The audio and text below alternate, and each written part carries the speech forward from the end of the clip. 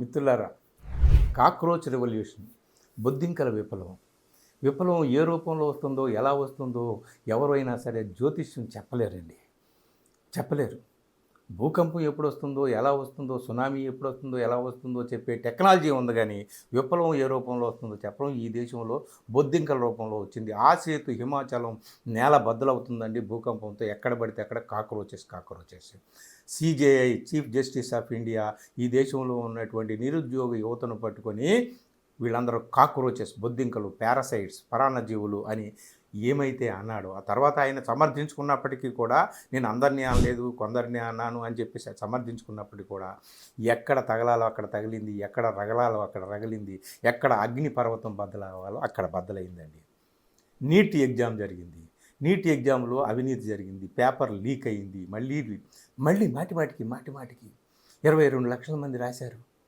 అందులో చాలామంది ఈసారి బాగా రాసామని ప్రతి ఒక్క విద్యార్థికి 2 లక్షలు ఖర్చు అవుతుందంట. ఆ తల తాకట్టు పెట్టి పిల్లలతో ఈ పరీక్ష రాయించేటటువంటి తల్లిదండ్రులు ఏమైపోయాలి. 17 మంది ఆత్మహత్య చేసుకుని చచ్చిపోయారండి. కనీసం సిగ్గుండాలి కదండి ఈ ఎడ్యుకేషన్ మినిస్టర్కి. రాజీనామా చేయాలి కదా, లేదంటే ఆయన పైన ఉన్నటువంటి వ్యక్తులైనా ఆయన్ని రాజీనామా చేయమని అనాలి కదా, లేదు. సో ఈ దేశంలో ఉన్నటువంటి యువత కేవలం సిజేఐ చేసినటువంటి కామెంట్ వల్ల మాత్రమే ఈ కాక్రోచెస్ విప్లవం రాలేదండి. న్యాయ వ్యవస్థ ఏ విధంగా ఊడిగం చేస్తుంది, ఎలక్షన్ కమిషన్ ఏ విధంగా ఊడిగం చేస్తుందంటే ప్రభుత్వానికి ఊడిగం చేస్తుంది. ఏ విధంగా ఊడిగం చేస్తుంది, మొత్తం రాజ్యాంగ వ్యవస్థలన్నీ కూడా ఏ విధంగా ప్రభుత్వాలకు ఊడిగం చేస్తున్నాయి, ఏమైపోయింది ఈ సిస్టమ్, ఏమైపోయింది మన వ్యవస్థ, ఎంత కుళ్ళి కంపు కొడుతోంది అనేటటువంటిది మొత్తం ఈ రాటన్ వ్యవస్థ నుంచి కాక్రోచెస్ ఏర్పడతాయి. కాబట్టి yes, we're cockroaches, we're lazy, we're jobless. అందుకని మేము అందరం కూడా కాక్రోచ్ జనతా పార్టీ అని పెట్టాము. ఇది సిజేపీ, నాట్ బీజేపీ.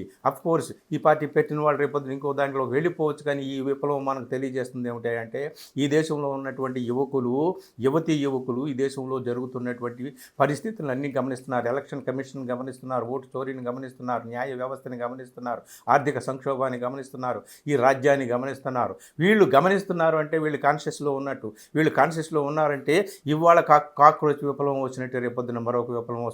బంగ్లాదేశ్లోనో, నేపాల్లోనో, లేదా శ్రీలంకలోనో కాదు, మన దేశంలో కూడా యువతీ యువకులే ఈ దేశాన్ని బాగు చేయాలి, యువతీ యువకులే ఈ సిస్టమ్ని బాగు చేయాలి. నిజంగా ఆ అవకాశం ఉంది అనేటటువంటి ఒక భరోసా ఈ కాక్రోచ్ విప్లవం మనకిస్తుందండి. దీన్ని అల్పంగా చూడొద్దు, తక్కువగా మాట్లాడొద్దు. ఇవాళ ఈ విప్లవం పాల్పొంగులాగా ఆగిపోవచ్చు, కానీ రేపు ఏదో ఒక రోజున ఈ దేశంలో యువతీ యువకుల అగ్నిపర్వతం బద్దలవుతుంది. ఖబర్దార్ అని చెప్తుంది ఈ కాక్రోచ్ రెవల్యూషన్. Thank you.